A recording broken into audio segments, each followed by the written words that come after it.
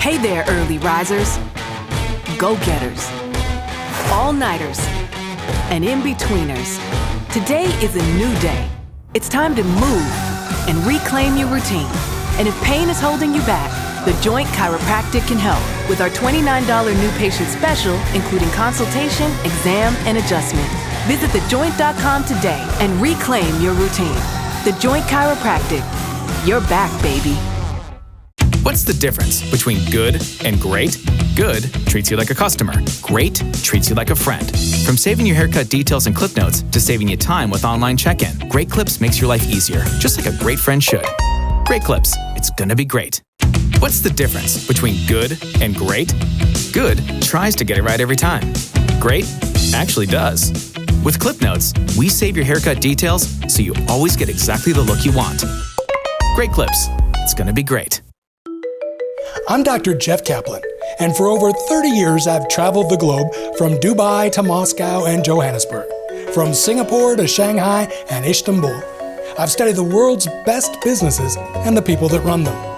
But something is very different now. From the boardroom to the break room, there's a growing realization that our relationship with work is broken.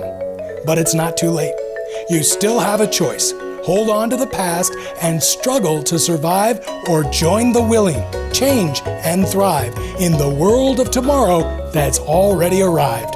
So if you're willing to think different, willing to work different, willing to change at the speed of now, then you're willing to win. Hello again, and welcome to a very special episode of Willing to Win. I'm Dr. Jeff Kaplan, along with my co-host, Tara Thomas Getman, who's changed seats today to join a legion of very accomplished women business leaders to discuss the evolution of women in the workplace and begin the negotiation for the future of women at work. The genesis of this episode dates back a decade when the tax and consulting firm Deloitte invited me to give a keynote address for Deloitte's 100 Wise Women Conference. Before my speech, the conference featured a series of stories told by pioneering businesswomen. Speaker after speaker, the stunned audience of nearly 500 women executives heard about workplace conditions that, while reflecting the norms of the age, today would be met with outrage. One woman shared that for the first 15 years of her career as a business consultant, she never took a business trip, which is odd because work travel is commonplace and expected of consultants. So why didn't she travel? She was willing, but the company explained that it would be very unprofessional for a man and a woman that weren't married to one another to travel together. Another woman then recounted her experience with her first pregnancy. When she told her employer, she was met with excitement and congratulation.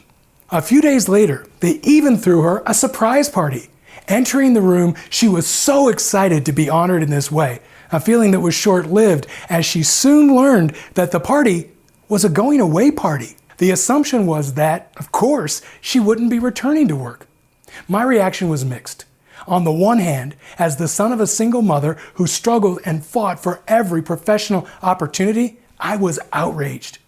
On the other was the realization that except for a few male serving staff, I was the only man in the entire room, and I was about to take the stage. Here was my response. Being the only male participant in the room here today and hearing the discussion that's going on at the various tables, on behalf of my entire gender, I just want to say we're so sorry. We're so sorry. It is my honor to present this very special episode we're calling In Labor. Hi, everybody. I'm Tara Thomas Getman. We just heard from my co-host of Willing to Win, Jeff Kaplan. And it's a great example of how men like Jeff have so much empathy for what women endure, especially in the workforce, but often truly don't understand what we go through on any given day because, frankly, they've never experienced it through our lens. So we have a special show for you today. We are joined by a friend and a former co-anchor of TV news, longtime news anchor, Tiffany O'Donnell. You know, it's so cool because now I get to talk with somebody who can relate not just to what women go through in the workforce, but in your case, We both sat in the chair as co-anchors of evening newscasts in multiple markets. Yeah. Welcome to Willing to Win. Thank you. Thanks. It's so fun to see you in person. It's so fun for me, And I have too. to point out, especially for you, being somebody who has been in the public eye, we take so much heat for our appearance. You get younger every time I see you, Tiffany. You I was look thinking younger. the same thing. I was thinking the same thing. Thank you. I'm also learning to say thank you and accept the Exactly. compliment. That's So- another thing women don't We have to just do, don't. right? We don't have Right. to apologize, and we need to thank people for Yes. the compliments that come our way. So talk about your journey in television. Detail your career that led you up to today, and you can fill us in also on what you're doing today. Sure. I think, it really speaks to my scrappiness. If I had to describe myself, I'm certainly scrappy. And that was literally interning at a television station, knowing that if I hung out long enough, they'd need me eventually. And sure enough, they had breaking news. They needed a live body, and there I was. So that was 1992, and began what ended up being a more than 20-year career. But it was literally just that. I'm just going to hang out here and maybe stake out this desk, and eventually they're going to need somebody, and they did. So yeah, it was quite a ride. I would say it was the best job for me until it wasn't. Totally relate. Yeah. That's such a great way to put it. I too started in television in the 90s, and you and I both were unique in that when we chose to walk away, it was sort of that midpoint in our career. When you reflect on that time leading up to when you left TV, what was the good, the bad, and the ugly? How do you remember it and sort of memorialize it in your head? I think, anybody who's curious like I am, just always been a curious person, it was an amazing career. I mean, we were literally paid to ask questions and paid to read all day. It was just our job to stay up on things and then talk to people. And for me, interestingly enough, as an introvert, people forget that we're literally in a room with 4 people. So I had 4 people here, and then I had a couple over, 150,000 or so out there to talk to. So for someone like me, the opportunity to do the things that I love and get paid for it was wonderful. I think there's always a cost to things like that, and you can't really complain about living in a fishbowl when it's a career like that you choose. True. And so, I always understood that was a part of the job. It's also a part that, the relationship that I had with people that I missed, surprisingly, when I was gone. The people on the other side of the camera that, in my mind, I would have them there. And I had specific people that I felt that I was talking to when I did the news. And I kind of missed that. When I left it, that relationship I had, almost as an advocate and someone looking out for people, I missed that when I left it. And we have to mention a funny story because any news anchor has these stories to share about encounters with viewers. You were in a grocery store.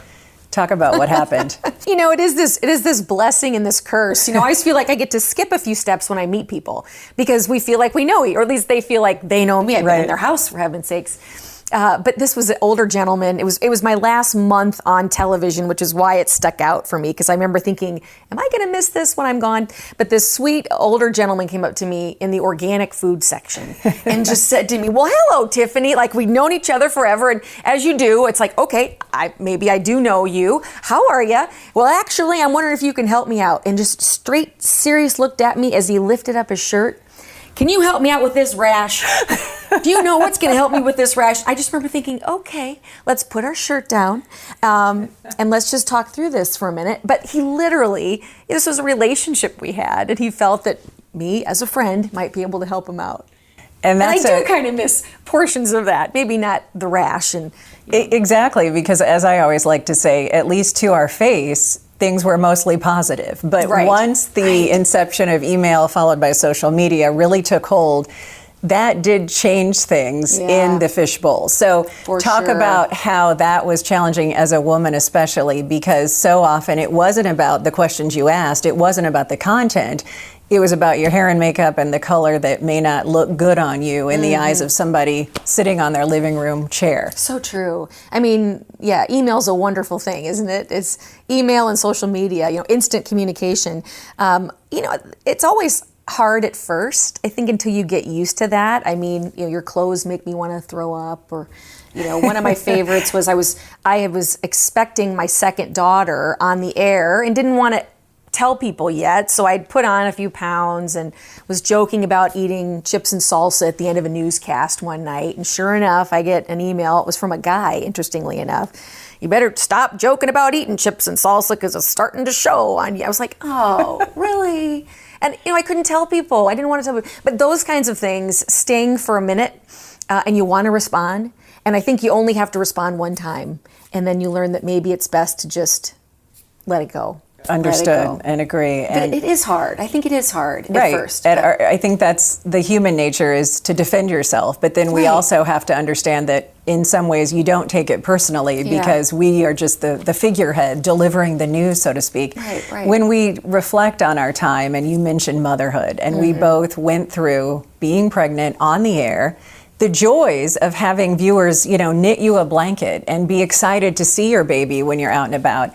But the contrast, it was an industry that over time wasn't family friendly from the standpoint of being able to really balance, that work and home life, because especially if you're in the top spot, you're working a second shift. And I know for me, I tried to put into perspective, it was decades ago, not even that far, or not too far before we were on the air, that women weren't allowed to be pregnant doing the news. So the gift is we had evolved to a place where women, especially in a high profile position, could have children and still work full time and have a career. But at the same time, when did you start to feel that nudge? Like, am I getting too old because I'm a woman in a position or an industry that doesn't always allow women to age on air?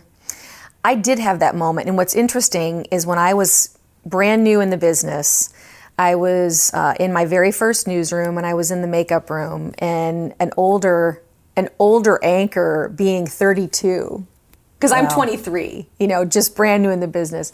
And this 32-year-old anchor said to me, I just can't wait till you understand what it's like to have, somebody new and young come into the newsroom. And I that stung. I mean, this was someone I really admired, and she was not happy, having me there kind of nipping at the newscast, and it wasn't until I was in her position, and older actually, when I saw that, I understood, because as much as you like the people that you work with and you wish everybody well, you do understand it's a business, and it's a consumer business. So what consumers won't buy, the station won't keep. So I do remember having that feeling, thinking, I wish I could call her and say, I get it. This is the moment, And it doesn't feel very good. It didn't feel very good. But, you work through it and hope that you find value, the place finds value in you in different ways. And you were able to leverage everything that you amassed in terms of that platform and value into your second act, which we'll get to in a moment. But I do have to go back to the industry, because it's not just television news. For so many women, they face that sort of expiration date moment where who's the younger, maybe cheaper in terms of salary person coming along that could take my job. And I was told once, from the perspective of research and ratings, which drive so much of how decisions are made in television, because you think of Nielsen ratings and commercials, and it's a business, like you said. And I remember being told, viewers, and this is generally women who are often controlling, the remote controls in the home, women in particular, they are okay with seeing grandpa with granddaughter, but they don't want to see grandma with grandson. And that always struck me as so telling, because when I hit 40 and I looked around, as you described with your makeup room experience, I was the oldest woman in my midst by at least 10 years. And I thought, wow, that's a shame, right? You were old. Right, and there were 40 years old, no mentors, no one to sort of look up to that was at least of the same gender. And so that is, in some ways, in television, what propels us as women to take risks, find a new career opportunity, and sort of take that leap of faith, because in some respects, we don't have a choice, right? Because the job may not be reserved for us for the next 20 years. So you were able to actually take that opportunity for all that exposure and that platform and leverage it into a really unique leadership role when you decided to leave TV. Tell us about it. Once again, Scrappy. I'm going to use Scrappy because there was this really great organization at the time called Iowa Women Lead Change that had these fabulous conferences. And at the time, I think they had Maya Angelou coming and Dana Perino, all these amazing speakers, and my station wouldn't pay to send me. And so, of course, I call the CEO at the time, Diane Ramsey, and said, hey, do you need a television crew to cover your big conference? And of course, she said, no, thanks. Thanks anyway. We're good. Well, fortunate enough for me, about a month before the event, a person who was going to moderate a conversation with Martha Stewart backed out. And so, because I'd made the connection with Diane said, well, you called me to come. Any chance that you'd want to interview Martha? And I said, of course, let me see if I'm free. Absolutely. And that was sort of how my relationship began it was Iowa Women Lead Change, but now fast forward to, 6 years later since I've been with him as CEO, we've dropped the name Iowa altogether, and it's Women Lead Change. We are now, national, and frankly, due to the virtual world we live in, global with our leadership development for women. It's so impactful, and I want you to comment more about your work, your mission. I was fortunate to be a guest on one of your virtual seminars or sessions, and you're right. What a unique opportunity that technology now has allowed you to go national and to connect with female leaders in particular all over in the globe. You can go beyond, the U.S. For sure. And I think it's important to note, we're a 501c3 incorporated and completely privately funded by organizations that understand the imperative to advance women leaders at all levels. So when we think about the companies that we work with, they're global. So it's really an opportunity for us to provide added benefit to the companies here stateside to say, hey, we can help your teams wherever they may be. That's great. How does it feel when you think about the unique position that you are in, having that experience as a former television news anchor, to be sort of poised and comfortable on the stage? Mm-hmm. I know that for women especially, it can be daunting to be among men when you rise through the ranks of industries often male-dominated. Mm-hmm. So when you think about now being a leader of a group that's empowering women, it must feel good to know that you've been able to finally sort of see through the things that in television, it was a one and done and a throwaway culture, right? Yeah. You moved on from that interview or that story, and you may never have known what follow-up or outcome would befall the person that you had that short time with. And in this case, you're able to see through so much more results. I agree. And it really is. I mean, we talk to women whose lives have been changed. I mean, trajectories, my own. And I say I am the poster child for the work we do, because at that interview with Martha Stewart, Martha said, I wrote my first cookbook at 42 years old. And I think at the time I was 43 and very satisfied at work, fairly rote, getting my stimulation outside of work, working in nonprofits and that kind of thing. But work was really fairly predictable and rote to me. But she opened up a window for me that said, this is a woman who started arguably in industry at 42. When I thought my career was set regardless, here's somebody who we say re-careered now. And I started to notice other women who had done it, which gave me a little bit of courage when given the opportunity. And I say a little bit of courage because I think it's also important to point out, when I say I'm the poster child for the work that we do, I was terrified, absolutely terrified to move. When they first approached me, would you be a part of this succession plan? Oh, thanks, I'm flattered. I'm a news anchor. I'm not a CEO. Thank you. And then it stuck with me. And then thankfully I asked really smart people who said, well, let's think about the work that you've done. Let's think about the skills that you have just by doing what you've been doing and the nonprofit leadership work and other things. Actually, this is going to feel like a cliff for you, but it's a curb. It's a curb, and you know what it was. And so whenever I talk about, that shift and moving from career to career, you can't underestimate the skills that you have already, and you can't underestimate your ability to learn. And that's the one thing finally that got me over the hump. No, I'm not going to have all the answers as CEO. I'm not. But you know what I am going to have? I know I have the confidence that I can figure it out. It might take me being up all night for 7 days, and thank God for YouTube. Otherwise, I wouldn't know how to do Excel. But you know what? I'm smart enough to figure it out. And once you figure that out about yourself, the fear, it's still there, but you can have the wherewithal to say, I'm going to put you over here for a minute and I'm just going to keep going. And we'll step back here if we need to, but I'm going to keep going this way because I know I can do this. That is genius. And I love what you said. That I'm not going to forget that. The curb instead of the cliff. I can't take credit. That was Diane Ramsey. That was that CEO who believed in me so much. We talk a lot about sponsors, not just mentors, sponsors, people who are willing to put their capital, their social capital, political capital on the line for you. Diane Ramsey said to me, it's going to feel like a cliff, but it's a curb. And you know what else? I'm not going to let you fail. And it got me through. Oh, I love that you share that. And I so relate to that feeling because myself, 20 years as a television news anchor, that's all I had known in my adult life. And you just can't see yourself doing anything else. So what a gift when people like Diane poured into us and said, no, you have gifts and talents that you can apply to another industry and another position. And in my case, it was initially school PR. And now as a part of Willing to Win, we're helping empower workers regardless of your gender, regardless of your situation. We know that life doesn't have to be about, that one job or one career where you jump on a hamster wheel and realize that maybe you're not challenged, fulfilled, or living out your dream. And you are a great example of somebody who sort of took that leap of faith and has not only succeeded in your women leadership role, but you have now decided to take another challenge on. Talk about this political opportunity that you're pursuing. And again, I would say I've decided to run for mayor in our state's second largest city.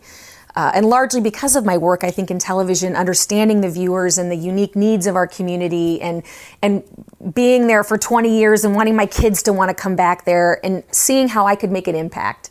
I've decided to jump into this really scary hot seat. Unlike the seat of the anchor, this is what I call the hot seat. I feel ready for it, but equally, those feelings I talked about when I moved into a CEO position I'd never done before, never run for office before. So I have those moments of fear where I think, wow, this is really something. And I go back to that. Okay, it feels like a cliff. Maybe it's just a curb, but it is a big deal. I mean, it's been, as you look at the world, I'm sure everybody has a story. I always say, I'm always mining stories from people. And I feel like regardless of the outcome of this election, it's going to be one heck of a story. And that's really how I'm embracing the journey, because it is a roller coaster. And anybody who's put themselves out there in a very vulnerable way like that, I think you understand how difficult and how amazing it can be. So, absolutely. The bittersweet element of putting yourself out there in the public eye. And yet sometimes when we as women leave television, we want to sort of close off and no longer face that criticism. And in your case, you're willing to put yourself out there even at a higher level where they actually do care what you say when you answer the questions, and you're not just reading off of a teleprompter. And they don't like it sometimes. Exactly. Now she has an opinion. Right. And that's the thing, which is so different for people like us too, where, we're trained to really not have an opinion and certainly let other people, even though I would roll my eyes out loud apparently sometimes on the air, but we're not really encouraged to have opinions. Same with my work at Women Lead Change. I am solely focused on advancing women leaders at all levels. Period, end of story. It's not about me. It's not about my feelings. It's about the mission. So I've my whole life really spent this time very mission focused. And now my mission is a city, and I have real ideas about how I can make it better. And while plenty of people like those ideas, there are people who may not. So it is getting used to that in a very different way. The skin gets pretty thick, I would say.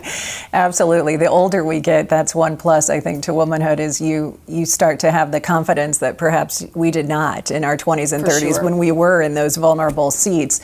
I love that you are practicing what you preach, because with your women, Iowa initially and now the national level of female leadership, you are putting your mission into practice by getting into this political race. Why would you encourage other women to take the risks, to lead, to apply for that CEO position when it comes available, even when they're having those self-doubts? I feel like all of us, have something to offer. And if we firmly believe that we are the change we want to see, we have to put our fears aside. We have to acknowledge that they're there. But the one thing I've learned about fear, it is a bit like a muscle.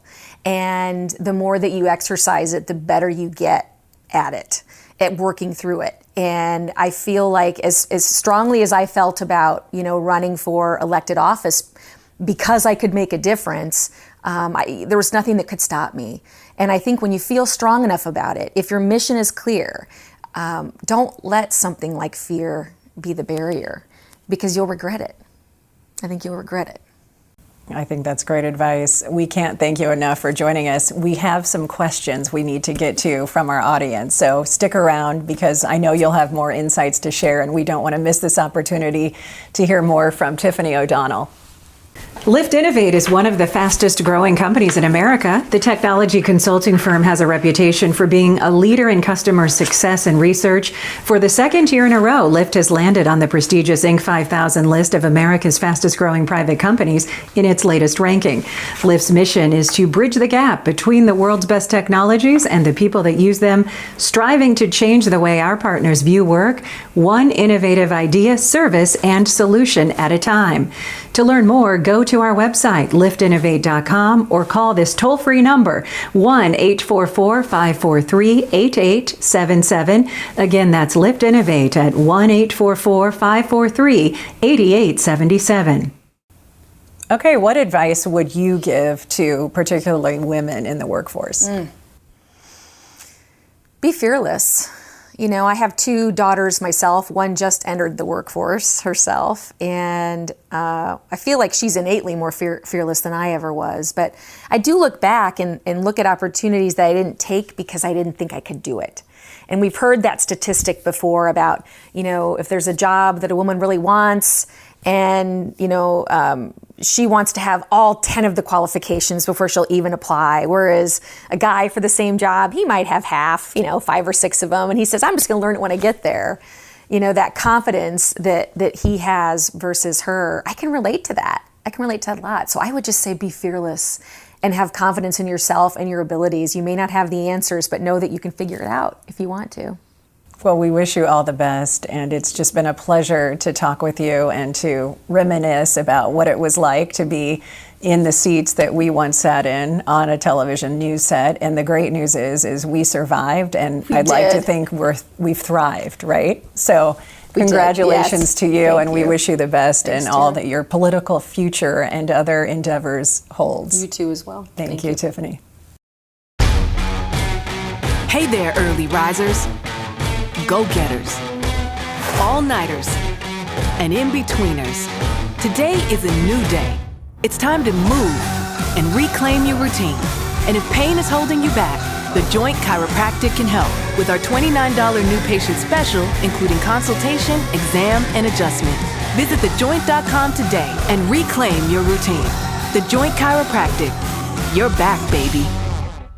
What's the difference between good and great?